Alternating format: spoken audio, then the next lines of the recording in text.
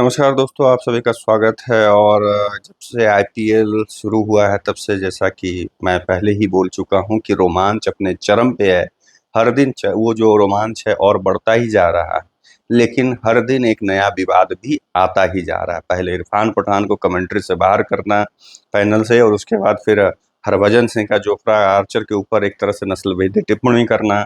अब एक नया विवाद खड़ा हुआ है कोलकाता ईडन गार्डन्स के चीफ क्यूरेटर का जो है बयान, वो विवाद खड़ा कर दिया है। कोलकाता अपना 2 मैच खेल चुकी है, एक ईडन गार्डन्स में खेली और कल गुवाहाटी में खेली। पहले मैच में उसे हार का सामना करना पड़ा और गुवाहाटी में राजस्थान रॉयल्स के खिलाफ जीत दर्ज करी कल के डेट। लेकिन इसके बाद हार जब मिली ईडन गार्डन्स में, तो अजिंक्य रहाणे ने कहा था कि हमारी टीम के लिए यहाँ स्पिन फ्रेंडली पिच होने से अच्छा रहेगा, हमें मदद मिलेगी। और कोई भी होम ग्राउंड जिसका होता है, जो वहाँ की जो होम टीम होती है, वो चाहती है कि हमारा जो होम ग्राउंड है वो हमारे लिए ही, मतलब अपनी टीम के लिए फ्रेंडली पिच चाहती है। तो अजिंक्य रहाणे यहाँ पे गलत नहीं, क्योंकि उनका ताकत भी स्पिन है। लेकिन वहाँ पे ये हमारी टीम की ताकत को सूट भी करेगा, इस तरह से उन्होंने बयान दिया था। इसके बाद मैदान के पिच क्यूरेटर की तरफ से 2 टुक में बयान आया और साफ तौर पर रहाणे के निवेदन को नकार दिया गया। इसके बाद हर्षा भोगले और साइमन डोल, ये दोनों, साइमन डोल न्यूजीलैंड के क्रिकेटर, पूर्व क्रिकेटर और अब वर्तमान में कमेंटेटर, हर्षा भोगले कमेंटेटर हैं। इन दोनों ने इस पर जो है पिच क्यूरेटर की बात उनको अच्छी नहीं लगी, जिस पर दोनों ने अपनी प्रतिक्रिया दी है, तीखी प्रतिक्रिया दी है। ईडन गार्डन्स के जो पिच क्यूरेटर हैं सुजान मुखर्जी ने अजिंक्य रहाणे का आग्रह मानने से इनकार कर दिया, जबकि बेचारा जो सभ्य, जिसको ये जेंटलमैन गेम कहा जाता है, उसके हिसाब से देखें तो अजिंक्य रहाणे सही में जेंटलमैन है। बेचारे ने एक राय रखी, मांग करी, और वो कहीं से गलत मांग नहीं, जायज मांग है कि भाई अपनी टीम के लिए वो मतलब फ्रेंडली पिच चाहते हैं। इस पर जो है सुजान मुखर्जी ने आग्रह मानने से इनकार कर दिया और कहा कि यहाँ जब तक मैं इंचार्ज हूँ, पिच में कोई बदलाव नहीं होगा और ना ही किया जाएगा। इस तरह उन्होंने केकेआर के कप्तान को कुछ ऐसा कहा जिसकी आलोचना भी हो रही है, क्योंकि यह बयान जो है साफ साफ, इसमें आप देखिएगा अहंकार का बयान, कि जब तक मैं हूं यहाँ पे पिच में कोई बदलाव नहीं होगा। ये एक तरह से समझिए कि डायरेक्ट मतलब जो है वो अब उनके अंदर जो अहंकार ही दिख रहा है ना, वो अजिंक्य रहाणे को, उनको दिखाना चाह रहे हैं कि हम तुमसे ज्यादा बड़े थे, हम जो चाहेंगे वही होगा, तुम कहोगे वो नहीं मानेंगे। इसके बाद जो हर्षा भोगले ने कहा कि अगर मैं केकेआर में होता, उन्होंने टिकी टिप्पणी करी, इस बयान से बुरा लगता, मैंने 120 पिच नहीं मांगी थी। उन्होंने एक तरह से इस पर जो है रहाणे के समर्थन में बयान है कि सिर्फ यही कहा कि मुझे एक ऐसी पिच दे दो जहां मेरे गेंदबाज टीम को मैच जिताकर दे सके।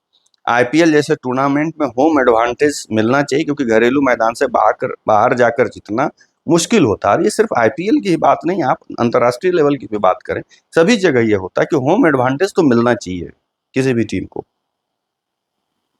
उसके बाद साइमन डूल ने भी गुस्से में बयान दिया कि और ज्यादा वो गुस्से में वो आ गए। उन्होंने कहा कि अगर आप स्थानीय टीम की इच्छाओं पर ध्यान नहीं दे रहे हैं तो बस अपनी फ्रेंचाइजी को कहीं और ले चले जाइए। मैंने सीधा सीधा कहा कि अगर ये क्यूरेटर नहीं सुन रहा है ईडन गार्डन्स का, तो सीधा यहाँ से आप अपना होम ग्राउंड कहीं और शिफ्ट कर दीजिए और टीम उधर ही लेके चले जाइए। इस तरह से उन्होंने सीधा सीधा एकदम तीखी टिप्पणी, जो कहता है, बहुत ज्यादा गुस्से में बयान दिया। उनका काम खेल पर अपनी राय देना नहीं है, इसके लिए उन्हें वेतन नहीं दिया जा रहा। वो साफ साफ उन्होंने कहा कि भाई आपका काम है पिच को तैयार करना, और जो कह रहा है वहां पे, जो वहाँ का होम टीम है, वो उसके हिसाब से आपको ग्राउंड तैयार करना चाहिए। आप बयान मत दीजिए खेल पर, आपका काम वो नहीं है। अब इसके बाद सोचिए कि दिन प्रतिदिन आप सोचिए रहाणे के साथ, मतलब इस तरह का एक क्यूरेटर बात कर रहा है, उसके बयान पर वो प्रतिक्रिया दे रहा है कि भाई जब तक मैं हूं यहाँ पे चेंज नहीं होगा। ये कितना दुखद है कि अगर वो उन्होंने होम एडवांटेज के लिए कहा कि हमारे स्पिनिंग फ्रेंडली पिच होनी चाहिए, तो हमारे लिए ज़्यादा बेहतर होगा, हमारी टीम को सूट करेगा। और कोई भी, जैसे 7 मैचेस जो है खेलना होता है होम ग्राउंड पे, और आपको प्लेऑफ में पहुंचने के लिए कम से कम 16 तो पक्का चाहिए। 14 में वो फाइनल नहीं होता, 16 कम से कम चाहिए। तो 7 अगर जीत जाते हो, बाहर 7 में से कुछ और अगर जीत जाते हैं तो कंफर्म हो जाता है एक तरह से। तो इसके लिए अगर वो डिमांड कर रहे हैं तो इसमें पिच क्यूरेटर के बाप की क्या जा रहा है, जो वो कह रहा है कि हम जब तक हैं तब तक पिच यहाँ जैसे में बदला ही नहीं जाएगा, जो है सो रहेगा। और वो स्टेटमेंट दे रहा है कि खेलने नहीं, मैंने इस तरह का कुछ बयान ऐसा दे दिया कि वो उसके वजह से विवाद पैदा हो गया। इसी पर साइमन डूल ने कहा कि तुम्हें खेल पर बयान देने की जरूरत नहीं, तुम्हारा जो काम है वो तुम काम करो, खेल पर क्या होना है नहीं होना वो खिलाड़ी समझेंगे, तुम्हें नहीं कहना है। तो ये दिन प्रतिदिन हर दिन कोई नया विवाद जो है आईपीएल से भी निकल कर करके सामने आ रहा है। और इस आईपीएल में गजब का ताबड़तोड़ खेल हो रहा है। अभी बहुत कम दिन शुरू अभी हुए हुआ है और इतने ज्यादा 200 के प्लस स्कोर बन चुके हैं, ताबड़तोड़ रन बन चुके हैं कि पूछे ही नहीं। आज भी दो विस्फोटक टीमों के बीच में चल रहा है, हैदराबाद और एलएसजी के बीच में चल रहा है। दोनों तरफ एकदम धुआंधार बल्लेबाज है।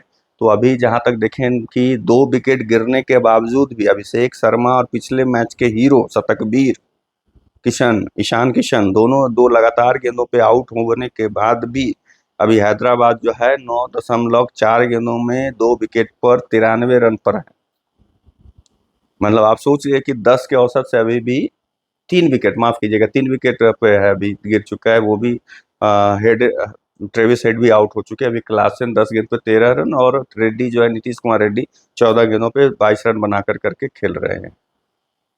तो अभी 10वां ओवर चल रहा है, 3 विकेट गिर भी चुका है। हेड ने ताबड़तोड़ बल्लेबाजी करी, वो जिसके लिए जाने जाते हैं। लेकिन ये ईशान किशन और अभिषेक शर्मा दोनों इस बार फेल हुए। और जिस गेंदबाज को नहीं चुना गया था, आईपीएल में उनके लिए बोली नहीं लगी थी, वो मतलब किस्मत के कहे उनका कि वो एक चोटिल हो जाने की वजह से, मोहसिन खान के चोटिल हो जाने की वजह से उनकी एंट्री एलएसजी में हुई, यानी कि शार्दुल ठाकुर। और वो पिछले मैच में भी विकेट उन्होंने लिया था। वो अलग बात है कि लास्ट में उतने अनुभवी गेंदबाज को ऋषभ पंत ने गेंदबाजी क्यों नहीं दी, जब आपको जब देख रहे हैं कि हाँ भाई मैच हाथ से फिसल रहा है, जब 5 विकेट बहुत जल्दी गिर गए थे और लग रहा था कि ताबड़तोड़ उतना ये चल रहा है, तो स्पिनर को गेंद देने से समझ में नहीं आया कि क्यों आखिर दिया गया था और इतने अनुभवी तेज गेंदबाज को क्यों नहीं। जबकि अंतर्राष्ट्रीय मैच में भी कई एक मौकों पर जो है भारत को जिता चुके हैं शार्दुल ठाकुर लास्ट आखिर के ओवर में। इस मैच में भी शार्दुल ठाकुर ने 2 ओवरों में, मतलब पहला नहीं दूसरा ओवर में लगातार 2 विकेट, 2 गेंदों पे 2 विकेट लिए हैं। खैर अब अभी स्कोर देखिए क्या है कि अभी के हिसाब से अगर ऐसा बना रहता है तो 200 फिर देखने को मिलेगा और उस तरफ से भी आपको स्कोर दिखेगी। और ऐसे इसके लिए अगर कहें कि एलएसजी के लिए एक खुशखबरी भरा ये रहा कि आवेश खान फिट होकर के आज के मैच खेल रहे हैं। गेंदबाजी उनकी पक्ष जो है कमजोर है, क्योंकि आकाशदीप चोटिल हैं, मोहसिन खान चोटिल हैं, मयंक यादव चोटिल हैं और आवेश खान भी चोटिल थे। ये सारे लोग रिहैब कर रहे थे एनसीए में, लेकिन आवेश खान की वापसी हो गई है, मोहसिन खान के रिप्लेसमेंट आ चुके हैं। बाकी मयंक यादव भी जो है मतलब वो आउट हो चुके हैं। अब देखना है कि आकाशदीप फिट होकर करके टीम जल्दी ज्वाइन करते हैं कि नहीं करते हैं, और आज स्कोर कितना बनेगा आप लोग कुछ प्रोडिक्शन करके बताइए। तब तक के लिए आप लोगों से विदा लेता हूँ, दूसरे वीडियो में मिलूंगा। नमस्कार।